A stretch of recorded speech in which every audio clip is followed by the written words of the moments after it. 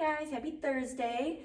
So if you saw last week's episode that I did, it was on the basics of tracking macros, just kind of like how to set your calorie intake up depending on what your goal is, very basic general guidelines. But basically now what I want to talk about is why would I want you to do that? So biggest reason is tracking macros equals gaining control. When you gain control, you gain freedom. So I give credit to this because a lot of information that I find, one of my main guys is Cody McBroom. He is an awesome coach. I highly recommend following him on Instagram or following his podcast and everything too. Very knowledgeable guy. So a lot of information is kind of like what I've learned from him basically, and then also a little bit of my own journey myself. So he actually asked 7 questions, and I really like these. So here's the questions. Do you currently track macros and your calories? No? Okay. So would you be willing to put the time and the effort into tracking your calories and your macros? No? All right, so do you want to lose weight? Yes. Okay. So whatever you're doing right now, is it currently working? No? Okay. So how long have you been then on your diet or trying to lose weight? Maybe 6 months, a year or more? Yeah? Okay. Well, if you aren't seeing results yet, and you're not seeing results yet, but you still won't track macros, correct? Correct, I won't track macros. Okay, so do you want to change or do you not want to change your body? That's the biggest question. And sometimes in order to change our bodies the way that we want to, you have to do the hard stuff, you guys. And that kind of comes with tracking macros, which I promise you it's really not as hard as it may seem. It's just a little scary at first. It gets a lot easier, okay? So one way that I want to kind of take tracking macros and relate it to your real life is, let's think of budgeting, right? So you probably have to pay for your house or your car every month, or your apartment, you have to pay rent, right? Well, you don't just go in with a mindset of okay, I know I kind of make this much money, but I maybe had a few extra nights out, I bought myself a few things, so I think I'm gonna have enough money to pay my rent, pay my mortgage, pay my car. No, you would never want to go in guessing that, right? I mean, because that's scary. You need to make sure that you're paying all your stuff, so you budget. Tracking your macros is just like budgeting your checkbook. So you know how much calories, money you have coming in, and you also know how many calories or how much money you have going out. Therefore, you don't have that guessing game of, holy cow, do I have money or do I not this month for my rent? You always know, you're like, yep, I set this aside, so I know that I have this X amount of money for, I can go out with my friends, AKA I can have the fun foods, or I can have a beer, okay? So think of tracking your macros as just budgeting your calories. That's what it is. Another example that actually I heard from Cody McBroom was people who want to be an entrepreneur. An entrepreneur is a very risky lifestyle, right? Because you don't know if you're going to actually make it or not. So basically, those entrepreneurs, though, they want to become an entrepreneur to have control over their life. So they have control over their time. They have control over maybe how much money they're making by how much effort they're putting in. So they're gaining control of their life so that then they have more freedom to maybe, hey, I want to go on vacation during this time, and I can because I'm my own boss. Again, gaining control equals freedom, okay?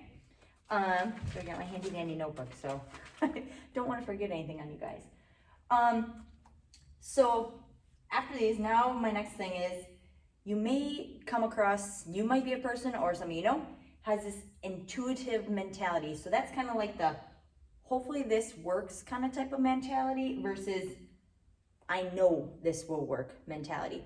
So intuitive type of mentality is when you don't really pay attention to your calorie intake versus your calorie outtake. You maybe just kind of like guess like, well, I swapped out like full sugar soda for diet soda. So I'm gonna be good. I can go have this cake.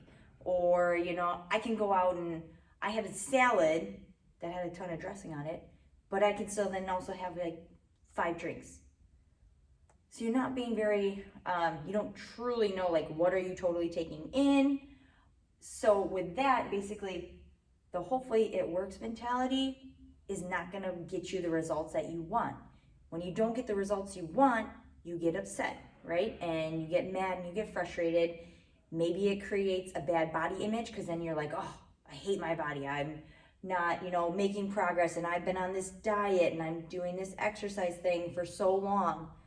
Well, are you really on a diet or you just think you are because once in a while you make a swap?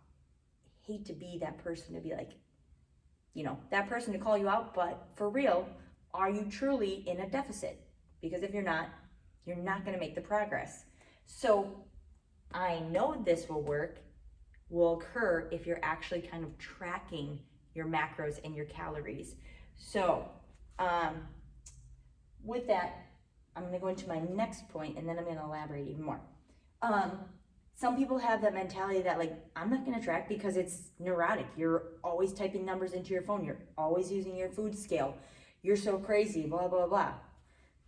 Well, I'm the one that has more control.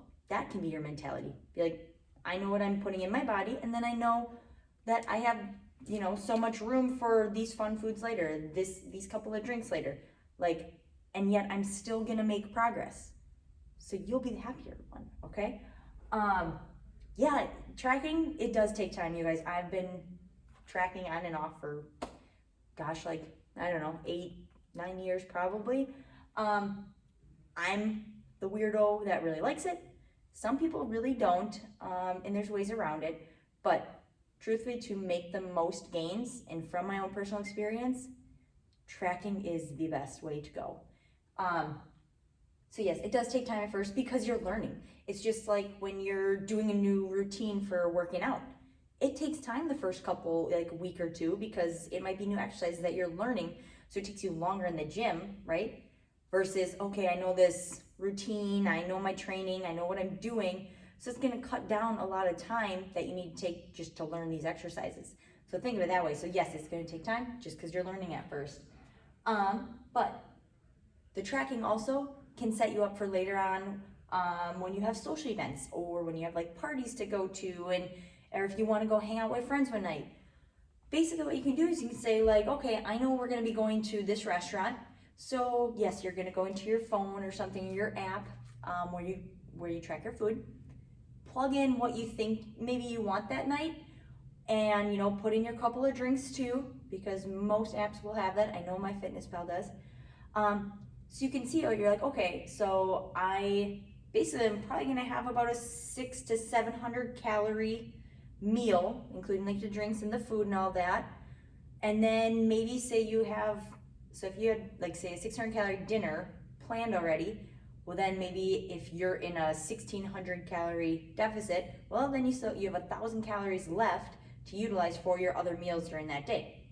So you're controlling what you're gonna have in those beginning meals, so then you can still enjoy later on and have your fun meal without being like, oh, I'm gonna wake up and I'm gonna be, heavier the next day and oh my gosh, I just ruined it. Well, no, like if you did go over just a little bit from what you planned out, like, yeah, I might be a little bit heavier because I have a little bit more food in me. Totally fine, it's just gut or stuff in my gut. It might be a little bit extra water retention, something like that. It's nothing big, I got today, I can fix it, or, just get back on track. Everything will be fine. You don't get into that, like, holy cow, I just screwed everything up kind of mentality, because that's what you don't want to create, because that creates a bad relationship with food. But when you have more control over your food, then you have more freedom, and you understand these things. So understanding it means it takes out the guesswork of things. You know the reasons why you maybe are a little bit heavier that next day, or maybe you're a little like lethargic because you're eating foods that maybe you don't normally eat on a day-to-day basis, because maybe say most of the time you're eating whole unprocessed foods, and then you go out or you're at a wedding or something, and then you have, a piece of cake and you have a couple drinks and you had fun, but you're like, oh, I do feel like bloated now, and like the next morning, or you feel a little lethargic. That just shows you or helps you understand your biofeedback. See, that's where also, weighing yourself can help, because you can understand like, oh, I am up a little bit. Well, biofeedback, hey, what did I do the night before? This is probably why. So all in all, you guys, honestly, if you want my honest opinion, tracking is the way to go. Whether you do it for even a month, just to kind of get a hold of like portion sizes, because that will help you out. Do it for a month, try it out, and actually truly like weigh your food, maybe kind of like portion it out to your hand, put it on your food scale. Do that, because it's going to help you in the end for, like, say you're going out to dinner and you still want to try to be on track. You're going to have a better idea of like how much is 6 ounces of a steak versus, okay, that's definitely like a 10 ouncer, not a 6 ouncer. You just have a better idea of portioning and how to control that. And that's not a bad thing. It's a good thing, because us Americans, we do overeat, and we need to be more mindful of how much food are we truly taking in versus how much do we really need, all those things. So it just all depends on your goals. I mean, shoot, if you're trying to gain weight, then you gotta know, like, okay, I know I need to, get a double serving of rice, or a bigger serving of whatever type of meat you're having. You need to know where you're at in order to retain your goals.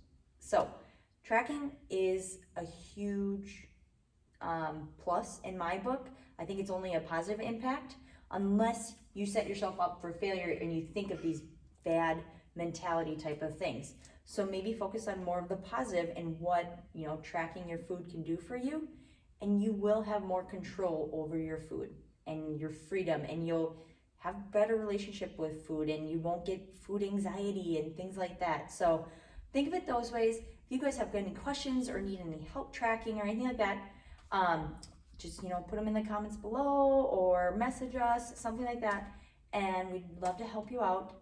I'll probably do another one maybe on how to track your food with like food scale and stuff, just to show you guys. All right, everyone, have a good rest of your day.